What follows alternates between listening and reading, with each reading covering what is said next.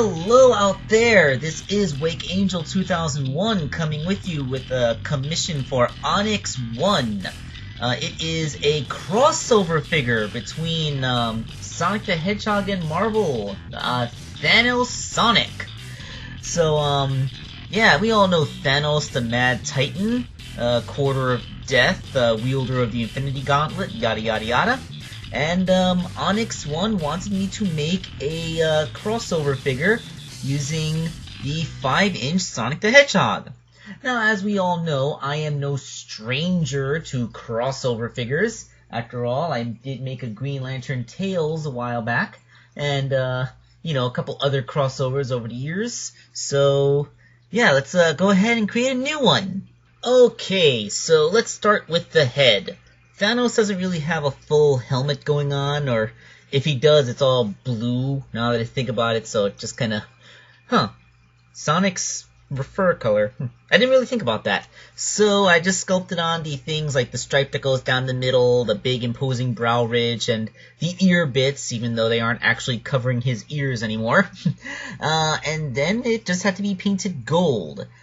Same thing with the body, all the bits of armor, including a little bit of hip skirts and tiny little shoulder pauldrons, much smaller so that they don't limit articulation since they are sculpted in. And again, painted gold to look like the golden armor. Yeah, we'll talk about this gold in a second. And of course, the important thing was to make the Infinity Gauntlet. Yes, so it's basically his left hand. Fortunately, Sonic already wears gloves, so it's just a matter of putting the Infinity Stones in place, with which are just kind of like 6 little beads of epoxy sculpt. I used this picture of the Infinity Gauntlet as a reference for how they should be colored, so this is what the hand looked like once the Infinity Stones are colored in. Alright, so like most of the 5-inch Sonic figures, he had notoriously loose knees that had nothing to prevent them from going backwards. So I sculpted on some knee armor, which acts as an effective stop, preventing the knees from going backwards, and you know, I also added a little bit of thickening agents to make the knees a little bit stiffer. I also sculpted on some accoutrements to the shoes to make them look more like Thanos' boots, as well as getting rid of the buckle. And then, once more, painting it all. The leg armor is blue, and the boots are also gold. Now, on that gold, you may notice that this kind of looks like just a really muddy yellow shoe. Well, the problem is that I went through 3 different kinds of gold to make this character.